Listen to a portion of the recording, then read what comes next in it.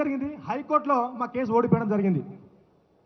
మేము అప్పుడు చాలా బాధలో ఉన్నాము. ఏం సార్ మీరు ఇట్లా అన్యాయం. పెద్దలు రాజ్యసభ ఎంపీ ఆర్ కృష్ణయ్య గారికి స్వాగతం సుస్వాగతం.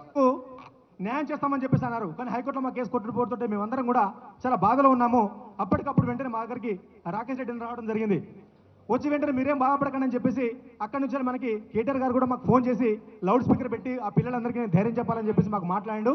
మీరు బాధపడకండి, సుప్రీంకోర్టుకి మేము మిమ్మల్ని ఖచ్చితంగా పంపిస్తాము, అక్కడ కేసు వినే విధంగా మేము సహకారం చేస్తాము, మీరు బాధపడదని చెప్పేసి ఆ రోజున చాలామంది మా మిత్రులు కూడా ఆత్మహత్య చేసుకునేటువంటి పరిస్థితి ఏర్పడింది. ఎందుకంటే మేము అసలు ఏం తప్పు చేశామని చెప్పేసి ఒక 135 మార్కులు తెచ్చుకున్న మాకు ఉద్యోగం అంది 80-90 మార్కులకు జాబ్ ఇచ్చారు, మరి ఇదెక్కడ అన్యాయం అని చెప్పేసి మేము ఇంత బాధలో ఉంటే కూడా కనీసం మమ్మల్ని ఎవరు కూడా ఓదార్చలేని పరిస్థితి. సో కాబట్టి తప్పకుండా కాంగ్రెస్ నాయకులు మాకు చేసినటువంటి మోసాన్ని ఈ రోజున అందరి సమక్షంలో చెప్పాలని చెప్పేసి మేమంతా కూడా తరలి వచ్చినాము. అయితే పలుమార్లు మనకి రేవంత్ రెడ్డి గారు అంటాడు ఏమని, ఈ రాష్ట్రంలో నిరుద్యోగులందరూ కూడా రోడ్లు ఎక్కుతున్నారు, కానీ దానికల్లా కారణం ఏంటంటే నోటిఫికేషన్ ఇవ్వకండి, ఇన్ని నోటిఫికేషన్ ఇస్తే మేము చదవలేము, జర మాకు గ్యాప్ ఇవ్వండి అని చెప్పేసి అన్నాడు.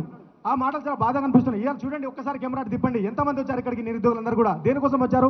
నోటిఫికేషన్ మీరు ఇవ్వలేదు, ఒక సంవత్సరంలో 2 లక్షల ఉద్యోగాలు ఇస్తామని చెప్పేసి అన్నారు. ఇవన్నీ మాటలన్నీ తుంగలో పెట్టారు. కాబట్టి దయచేసి నేను ప్రతిపక్ష పార్టీ వాళ్ళు కూడా ఒకటి కోరుతున్నాను సార్, మీరందరూ కూడా ఖచ్చితంగా ఈ యొక్క సమస్యను మీరు ప్రభుత్వం దృష్టికి తీసుకురావాలి. చట్టసభలో మీకు మాట్లాడే అవకాశం వచ్చిన ప్రతిసారి ప్రజల సమస్యలతో పాటు మా నిరుద్యోగ సమస్యలు కూడా మీరు గట్టిగా అక్కడ వినిపించాలని చెప్పేసి మిమ్మల్ని కోరుతా ఉన్నాము.